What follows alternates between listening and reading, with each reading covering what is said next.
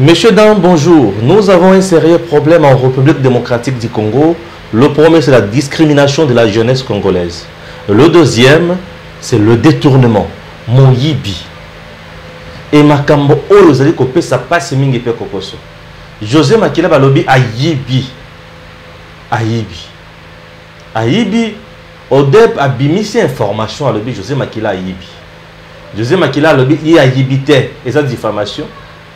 A quelque funda na bansusi.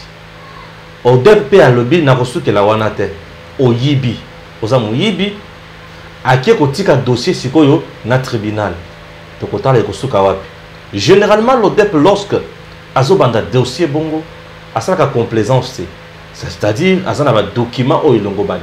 Ce que José Makila a yibi avimbi libomo bakanga ye. Moyibi na mbongo l'État to te côté les melayango tina souka. Bienvenue dans l'émission Nabino. Qu'en pensez-vous? Ensemble l'un de Konabiso Marilou Bukola la base to solo là. Le nazo yamba été mais tozo solo là kaka. Pour te moka nabiso sengele kende liboso. Voilà, merci. Marilou Boni. Malam. Boni. Qui m'ezali? Non. Qui m'ezali? Tout ça nabiso. Toi nabiso le solo mikolo ezaya ke likambo ya mbongo ya l'État. Ya Transco. Kambo Transco. Théoki qui est ndeko na biso José Makila ayibi. Il peut écrire comme moi. Théoka te loko aboni tozana kati ya Congo tozana kati ya Kinshasa esika oyo masolo ebeta makasika o ba information et tokaka trop quoi Kinshasa comme loko nzungu oyo lambaka masolo. Et oyoki bayibi na franc congolais to na dollar. Eloko elekela ngai ya ona lobaki ya na otanga. Congo eza mboka ya mundele to tozaka na mboka na biso ana Afrique. Bayiba na franc. Bayiba na franc bayiba na dollar. Toyoka ba 24 millions, olongoli 15 millions, tikali 9 millions, côté kuna na beti sur 910 000 dollars. Côté vous avez quitté 900 000 dollars na dossier monko yoka ba montant. Bazoyi baka na dollar. Ba bayiba na dollar, bayiba na franc. C'est quoi balobi que José Makila yibaki wapi? Na kati ya Transco.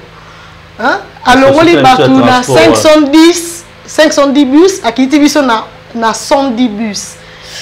Ça jeune, donc ils acquis 510. Et qui dit 110. Donc 400 bus. Et qui est ce qui est bani. Tant que c'est Kofi et Bazobongi ça est tombé en panne. Non, et Kofi on a les sous Transco circulation vraiment en quantité considérable. Nécessité. Donc comment vivre dans l'esprit de vie na ba bilo mo boya kimbuta tikela biso boya Transkin. Voilà. Il y a un monde à Kind. Ah, le solo. Mais quand on se met qu'on a autant de monde qui est Ah oui. Voilà, c'est bon, c'est bon, c'est bon, ça va bon, très bien, très bien. Alors, Kikamboyo, là on comprend d'autres mots qu'on a besoin vraiment. Ils ont les babés. Non, les babés, ils ont monté mamabé. Ah, on te bon parce que Congo les babés, Congo est beaucoup de gens de Nzamba la kele biso babé. Nzamba la kele biso. Tout la bazo yi babiso. Ah donc quand on a jardin de na sala babé, Nzamba la kele babé te ayi saka ke olia na mutoki na yo. Exemple la kele babé non? Est-ce que il y a pas de hommes qui va travailler dur peut réussir dans la vie dans le bon? Mais pas na biso ba yi baraka. Te bazande mité mama be bangonde bondoki. Ki mo yi beza bondoki misala ya Satan. Ce n'est pas parce que bango baoyi bande Congo za bilakeli mabe non ki moyibi na bangonde libabe na bango eza libaba Congo te. Moi je suis bénie, moi je ne suis pas maudite. Yoza maudit. Non jamais on a. Je suis congolaise mais je ne suis pas maudite, je suis bénie. José Makila a silé qu'il est rayoki ODEP. ODEP on a battu faut baye baké. Et les structures publiques oyo et bimisa li solo ya makambo 100 jours.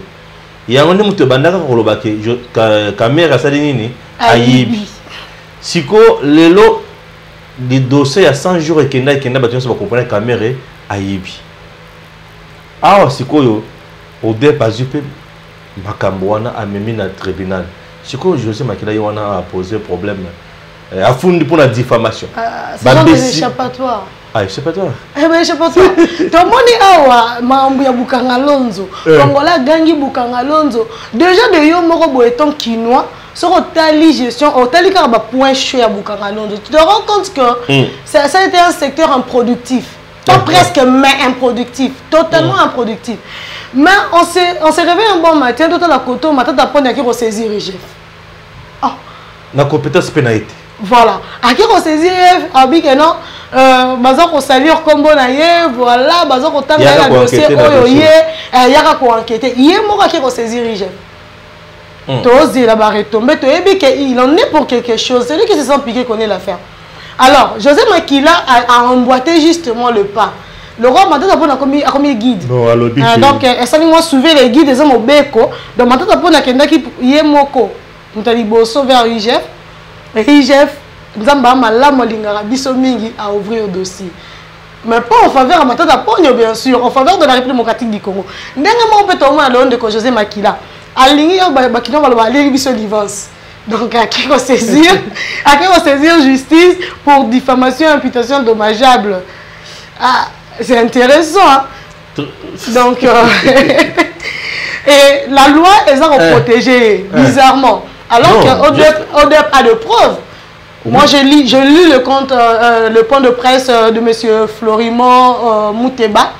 J'ai vu que l'ODEP a vraiment de preuves suffisantes pour charger Makila. Ce qui est bimisi et loco, c'est qu'on yibi. Voilà.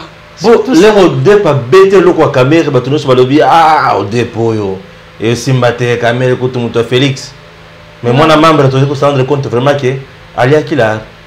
Oui, Alia Kilar, quoi. Si ah, tout le monde, José Makila, ah, bah, le big na transport qu'on a yibi. Si côté va tenir les sous qu'on a ceux qui n'a pas CPK qu'on a, il faut simba ni maramba ex on a travaillé, il faut simba. Non, 2 ans à Congo, il y a bichida kota koli. Mon mère, master, tout qui est non biso liboso. C'est ça qui tue en fait le pays. Ouais, c'est ça qui tue en fait le pays. Non, entre biso, bon tu quand gérer Congo na ba club. Bon pendant ba makita na bino na gestion en mboka. Congo ça bandaka ba tata na binote et ba maman na binote. C'est notre pays à nous tous, un bien commun. OK, c'est vraiment un bien commun. Donc tout tika ba loenge. Tout tika ba loenge. Comment José Makila a quoi ici Transcorp? Bozi botieye na SCPT. Eza kindoki. Ça c'est la sorcellerie. Alors qu'on a presque quoi dans le cas là. Le coup la zam toi FCC, il faut que personne appelle l'eau qu'on a fait. Autant à la plateforme parce que ça en a kanda ouais ça bouzoba. Comment parce que j'appartiens à un groupe, là on m'a club. Ce sont des clubs d'amis. Oui, bien sûr. Oui, parce que ce sont des clubs d'amis. Moutou a abomi toute une entreprise publique. Alors on est de 510 à 110. Bozier botindie oui. 510 bus à 110 bus. Alors on lit 400 bus. Là c'est qui est banité. Mais on devrait commencer par nous dire concrètement que babis tant les alaka et belewana. Ouais. Nani abanda peut que DGP à Transco il faut répondre non. Mais ils sont de mèche. Bon, vous êtes sûr que quand le ministère public va ouvrir son enquête à cause c'est limité par José Makila. Non. Il faut pas contrôler DG à Transco. Il n'y a aucun chef à l'air à Emo. Baye Baké. Yépe kanyaka l'État aibaki ya ondenge nini wana point les bosso ceux qui azalaki innocent na dossier wana siko ministre aibi nini est-ce que mbongo ya Transco ibanda ko na ministère est-ce que donc des choses un peu compliquées là non et qu'il y en a qui na ba banque de poche tala nano déjà que na BCC qu'on a trouvé plus de 52 comptes parallèles na compte principal et à l'État donc c'est déjà quelque chose qui cloche. J'ai l'impression que tu es belé pour diriger biso bazaka kamiyibi. Ba pesieux mais sur l'État au diriger comme problème. Ba tout nyon so va diriger na matata. Ba yeko diriger sur na chibala na badibanga. Tout le monde là ne faisait que voler. S'enrichir. Pour Bruno Chibala nanda connaître yokaka une affaire de $400,000 et bungaka. Nanda kunaye. Alors que la loi interdit, il y a plus de $10,000 dans ma boîte. Au moment où la population est quoi, au moment où bato bazali kozanga lipa, bali kozanga eloko malunga, eloko mutuya, mais zana bato bali koyiba mbongo. Bazui bayibi. Pour montrer José Makila na yoka ki le sous solo moko boki José Makila balaki ce qui jeune fille moko boye abotaki na mwana asomela ceux qui jeune fille na ce que le pango na gom na yoka ki balobi bon mutolobaki kamwana isa yo Paul to so mutolobaki kamwana Paul yo mutolobaki yango ceux qui batuninga na ba Paul ne mutolobaki yango aloba ngona émission kana plateau Nzambe tata mukolo. Siko mbon à l'état. Non, les gens doivent comprendre que Zambon à l'État. Pourquoi nous comprenons que Zambon à l'État? Selon le rapport, il y a ODEP. L'ODEP dit ceci. En réalité, avec les 510 bus, il y a Transco, recette annuelle qui est remontée à 24 millions de dollars américains. Recette annuelle. Voilà. Ouais. Alors que dans la caisse bandée qu'on retrouvait 15 millions de dollars américains. Il y avait 9 millions et bandé comme on en a dit. Ce qui est plus grave. Des francs de dollars. Des dollars. Comment tu vivras dans les dollars? Comme oui, mais c'est 48 millions. En dollars. Donc, passation au marché public en dollars. En dollars. Voilà. Ce qui est bizarre, mais enseignement en francs congolais. Évoluons, on paye le militaire et le policier en francs congolais. Mais les politiciens détournent le fonds, les deniers publics en dollars. Mais on paye les fonctionnaires, les enseignants en francs congolais, les policiers, les militaires en francs congolais. Donc, si on est au à francs, on va lire à dollars. Comprenez la discrimination. Vous voyez, et ce qui est plus grave, c'est quoi, chers compatriotes congolais? Et que malgré les 15 millions annuels et banais au quota, dans compte il y a Transco, tu perds quand même 400 bus. Et qui wapi. Mbongo pour nous ça va biswana. Exact. Ba pièce exact. Beta tourne à 4 city. Na Transco on a peut yoki que ba bus belé. Ba jamais comment côté kana ba pièce hein. Oh papa na biso beta tourne à city train. Bazali chasser. Beta tourne à Kingasani na Siforco ex Siforza. Tu verras des choses. Na Monico tu bus moko, c'était quand Bazo bendango. Na pas matete Transco. Hein? Donc mitraille salité. Et ça la route bien des so continue na kati et longa ba poste. Donc entretien exact. On appelle ça que baston sa publicité bus à l'état, bus public. Bah ça la publicité. Écoute. Marilo. Puis ça m'a bêté. Non, mais faut entretien. C'est bon plus on le koyo bongisanga yopi. Non, bon, il sautait. Le monde on a raté. Ah, c'est là. Sur le lobby déjà, qui s'en place. Marilou, tu vois la pib où ils ont quota na Transco wana. Où va afficher va komi kaka, va komi sanga, va komi. C'est une pib. Et bah pib on ils ont fouta. Donc en dehors il y a recette au bis ils ont quota ça comme par recette journalière. Ouais. Et il y a aussi une recette aux autres dans la pub, dans la maison, annonceur. Mais c'est comme nous doit nous dire clairement. Parce que Transco, c'est le transport congolais. Voilà. Et le transport congolais, une société congolaise nous laissait par Matata pour nous. Et Bani Kokoufana Matata, parce que Matata avait fait de tout son mieux pour que Minde, les Français, qui dirigeaient, ils ont fait Bakende. Voilà spécialité là-bas. Ah, il y a ceux qui beau faire. Ce qui papa bokilo na ce qui nani wa chawana ce qui munde kuna wana mutu wana de azo Transco de ba beba a beti yango biloko et ko beta Transco biloko ba beta ngwana. Moi c'est que je vais demander à la justice au traité dossier ODEP rapport ODEP contre José Makila basuka na José Makila ti. Mais il faut appeler tout le monde. Il faudrait que l'enquête soit réellement claire et large. Bon, ça, il a besoin de quoi m'envoyer, bien que pour ça, 100 jours, il y a eu un jugement rendu, mais tu as dit Balakin, ils ont un dossier 100 jours sur le plan de droit. Très bien. Balakin, ils ont moins ébélé. Alors, même à l'ODEP également, je demanderai à l'ODEP à présenter un rapport vraiment suffisamment équipé. Elle a battu un dossier vide, elle a battu une preuve insuffisante et me conduire sur une erreur de droit. Vraiment, et là, quand on a en ODEP, monsieur le PCA de l'ODEP, monsieur Florimond Mouteba, nous vous prions, il y a un dossier réellement consistant et suffisamment équipé. Un dossier, on a une ambiguïté, et ça a peine un point vide. S'il vous plaît. Quand on ligne, auteur, il y a des bêtises, des détournements. Mes gestion, bateau bazo dilapidé mbongo na biso ba congolais, ba répondre. J'ai aimé votre phrase Erolobi que tu t'es rangé du côté de la population congolaise, du peuple congolais. Nous également, te soutenir, oui, il y a un travail pour la biso. Alors bi banga non, ce seront des okota. Abi arobanga mutute Azana a bénéficié d'un soutien à peuple. Effectivement, monsieur le PCA de l'ODEP, on bénéficié d'un soutien à peuple. Mais il y a une condition. Dossier en est à la plainte. Ah oui. Dossier à la plainte. Mais du fait que Assia Abalé Jacobi Misango, c'est qu'il y a eu déjà qui les a plaint. Ah oui, hein. Erreur de droit. Sur ce point-là. Bon, les erreurs de droit on peut lire le procès de 100 jours sur le plan juridique. Il y a eu plusieurs erreurs. Il y a eu plusieurs ambiguïtés.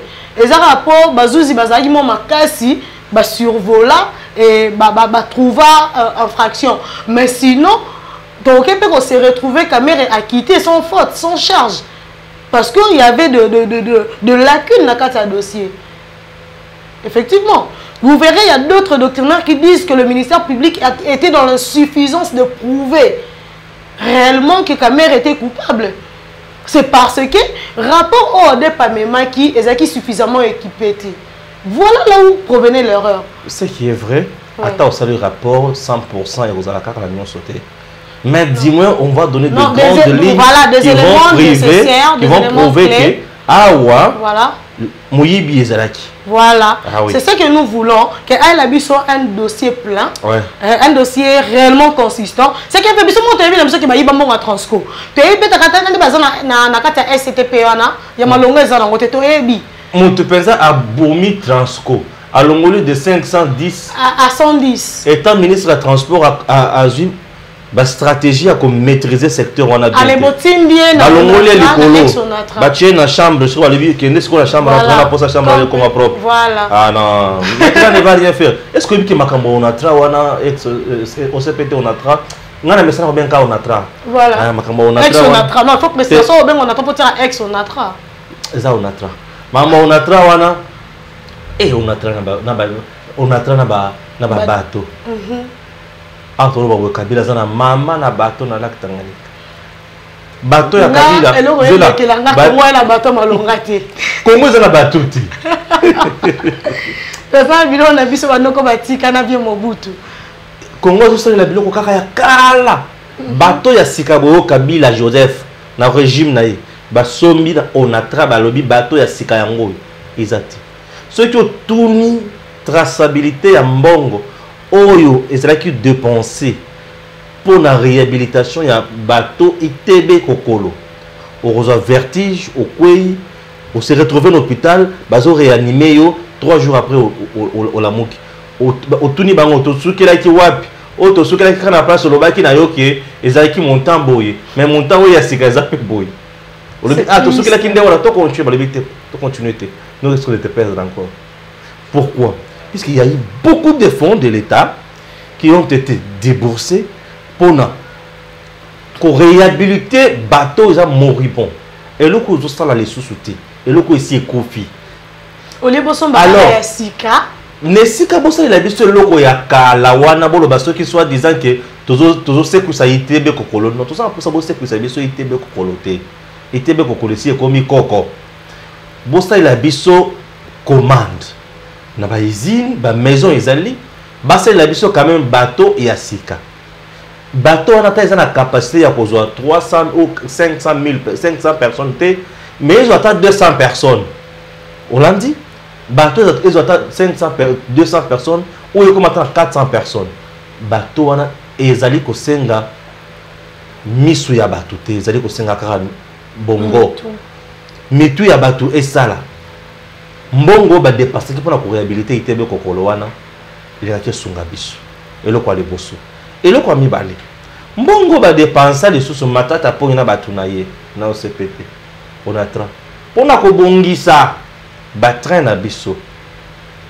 bazo pa ko la kaka langi o belangi ba tie couleur ya drapeau pa ko chasse la maison ya peinture eza ko betela même peinture qui so ba bongisa ba train na nzela ni na raini nzela mata de tilelo et ça la suki 2-3 fois et 4 itebe kokolo akita akome kuna adindi avandi tala niveau escroquerie au bosani Congo Airlines zela Congo Airways nazo betango tala niveau Airways Congo Airways voilà ne ba ngokuté po etapanga sur les nerfs tala niveau escroquerie o ya biloko nyonso batu ya Kabila bakaba to FCC Bato Kabila, Matata. Otanga FCC le baka club d'amis.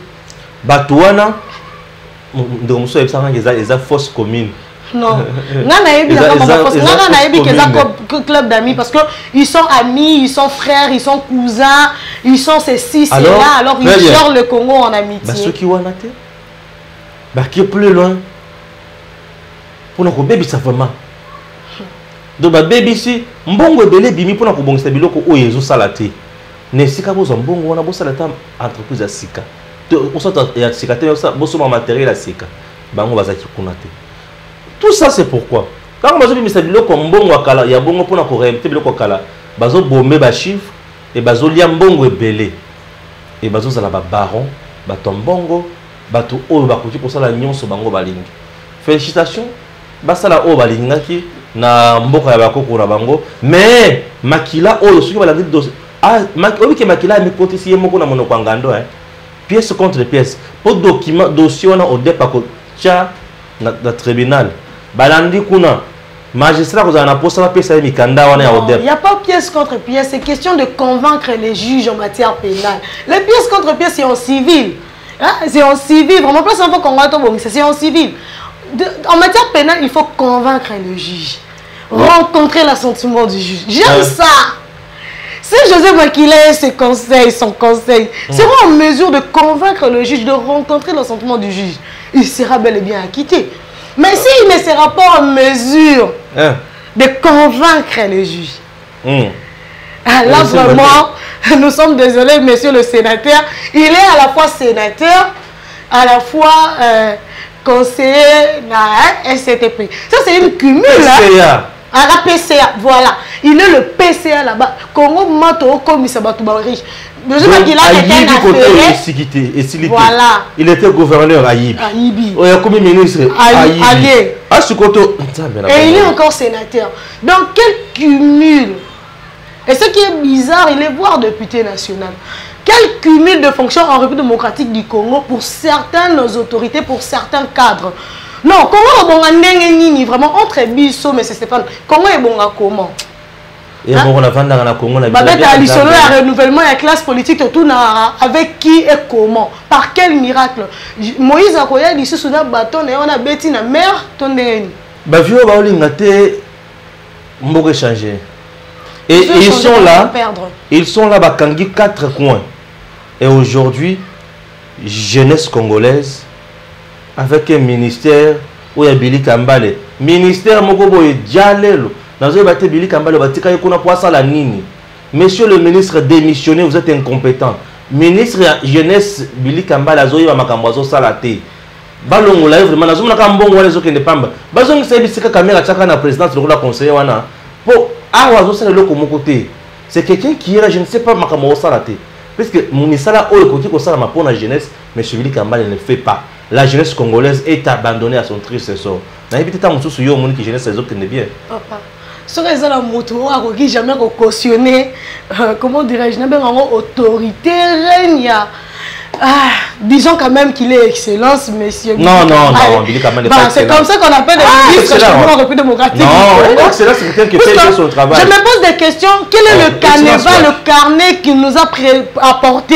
C'est monsieur Billy Kambale en République démocratique du Congo pour la jeunesse congolaise.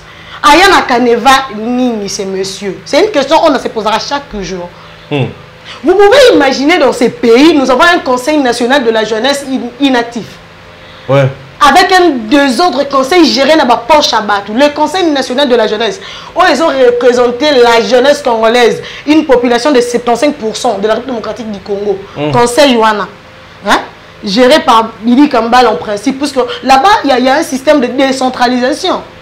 Le conseil national attaché au ministère central, au gouvernement central, le conseil provincial au gouvernorat. Et à Kinshasa, par exemple, nous avons des municipaux.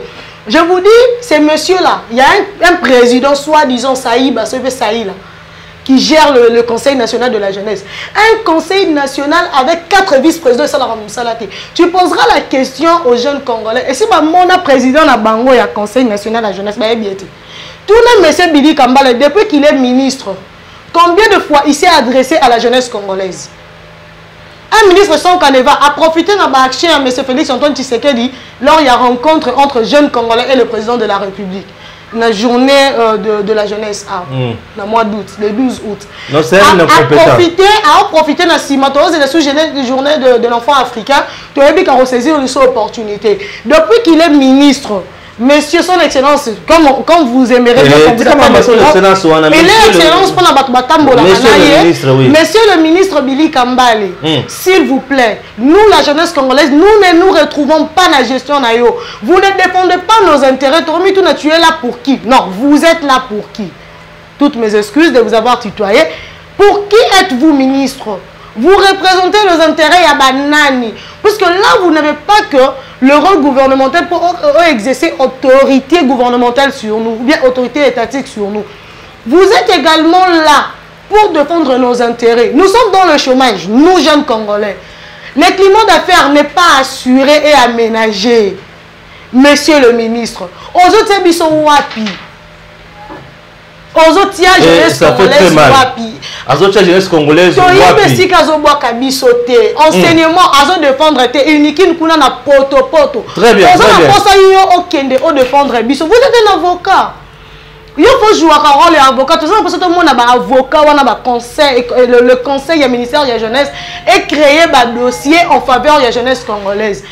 Quand on a un ministère à travail, mais c'est Stéphane, s'il vous plaît, la jeunesse est à la retraite et qu'elle a retraite avant qu'elle soit en fonction. La politique et l'emploi est à possible dans la RDC. Vous exigez une expérience à un jeune ou outil fraîchement de l'université. Non, place ça la passe.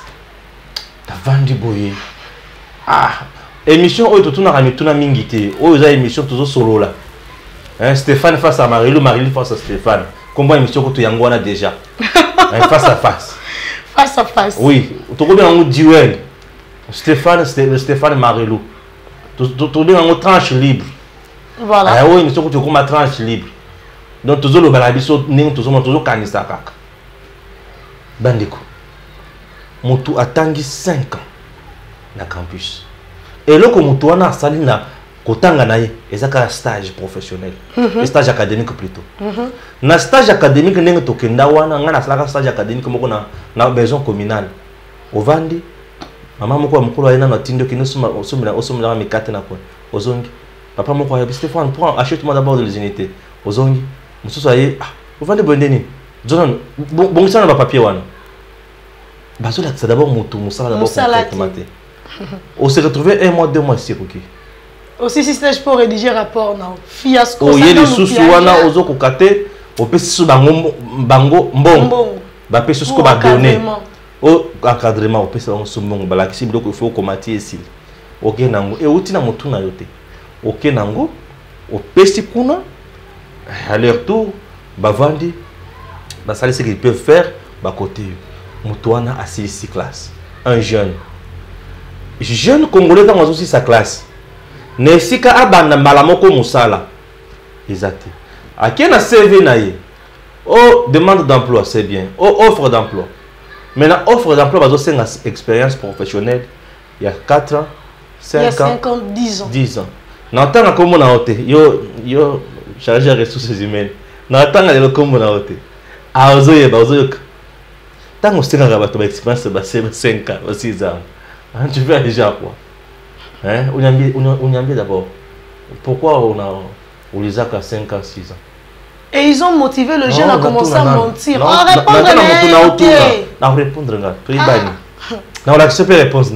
Vraiment. Espérons que vous allez répondre, cher monsieur. Non, c'est une dame. C'est une dame? Madame, nous attendons votre réponse. Oui. Nous l'attendons. On a chargé à ressources humaines. Tant que vous avez expérience, 5 ans, 6 ans, 7 ans. Mon tout ce qu'on a aussi sa classe. Elle n'est pas la seule, il y a aussi l'État congolais pour postuler. Il y a tout le monde.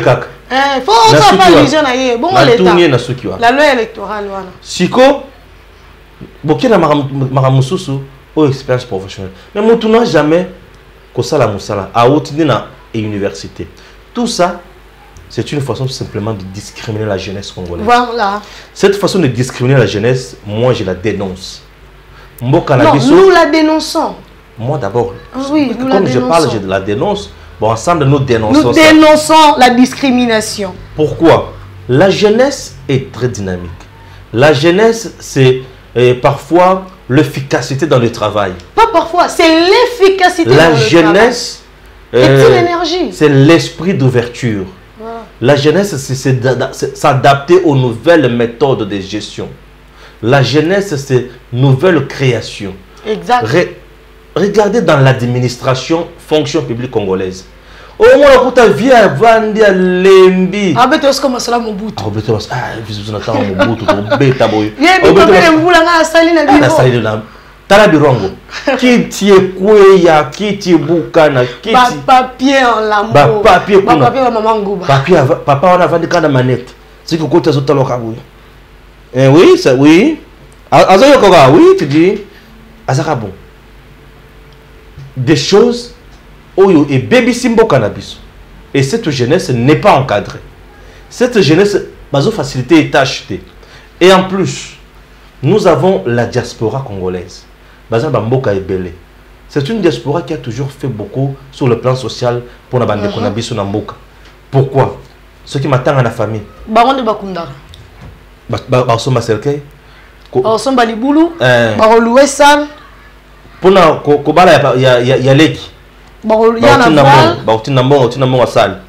Yaya nazo bala tsozo lobini yaya na kobala boy. Bako pesa yaya ba détail nyos. Yo libala ya yo moko. Et comment yaya nazo bala ozo pesa ba détail pas yaya. Osuki wanate. OK plus loin. Bande kona zaka mokebo yaya tela za malade. Telle fois tanga. Tout ça bazo sunga ba peuple. Bande kona bango. Mais ce n'est pas tout, ne peuvent pas se limiter à ce niveau-là. L'État congolais doit leur favoriser le climat d'affaires pour investir. Les besoins de biloko na bango. Projet dans un domaine, projet dans un domaine tel. Aya koti kuna, il faut pas exonérer. Pour pas comme on a point, yoka. Mon tour temps à ko investir na mboka. Ba ko d'abord dans un projet, sur un projet à intérêt national. Nazo kama po eza passi. Ba peme kutu awa na kati ya mboka ezo simba te bon investissement outil extérieur. Ah ça jeune congolais qui ko investir pour ba jeune. Papa, ba oyo kutu baza awa, ba jeune entrepreneur o baza awa, baza ko émerger te. Ouais. Bon, si quoi ba oh ba ou talibana ba yo sani. Vous avez connu le problème qu'a connu na coin kuna mama. Papa, un licencié à qui on ça la cabine. Combien on bénéficie combien? Bah réseau bah il n'a pas cassé vente extérieure. Il faut battre de manière virtuelle. Ils bénéficient combien ces gens dans le cabine. De fois quand nous allons vers ces jeunes, nous avons de larmes aux yeux. Nous pleurons tout le monde. Le jeune perdre espoir. Le lot qui bah immigration clandestine les a augmenté. C'est à cause de ce qui se passe dans nos pays africains. Particulièrement en République démocratique du Congo. Un pays où la jeunesse n'est pas encadrée. Un pays où on ne sait pas utiliser la jeunesse, capitaliser la jeunesse. Alors que la jeunesse est toute une source de revenus.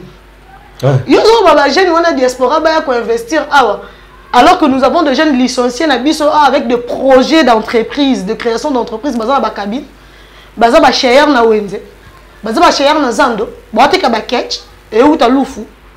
non, soyons concrets. Commençons par dire à ces ministères-là de la jeunesse. Aïe Baraké, ce n'est pas un ministère de la jeunesse pour la retambola, pour ça la publicité à brasserie. Il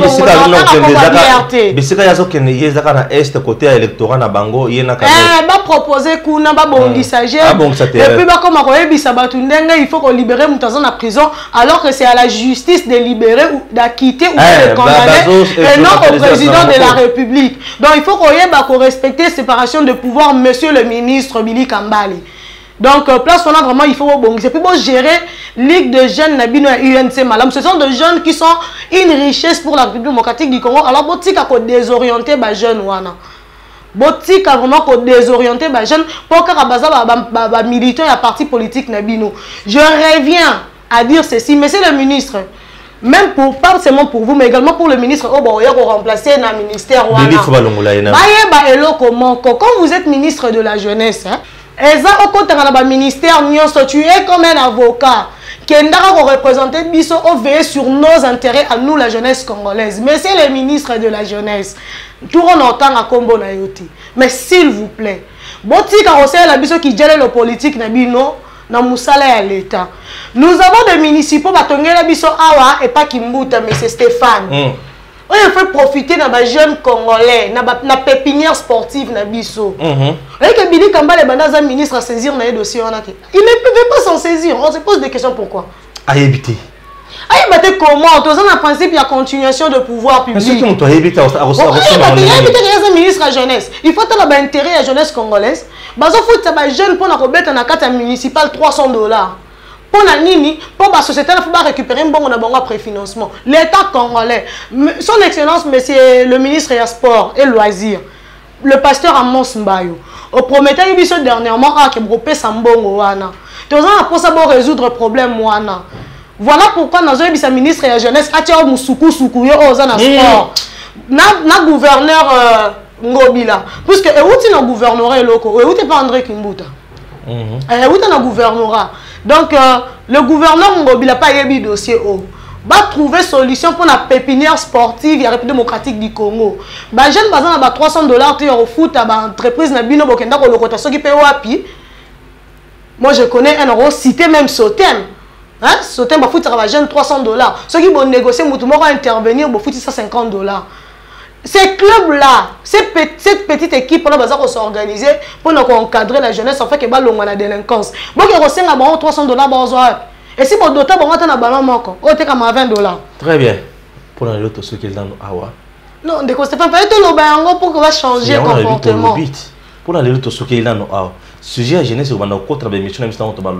c'est très important. Mais de Stéphane, permettre une minute. Oui, vas-y, vas-y. Il y a une chose, il faut te le jeune faut réclamer droit na bango, remplir ça, devoir na bango.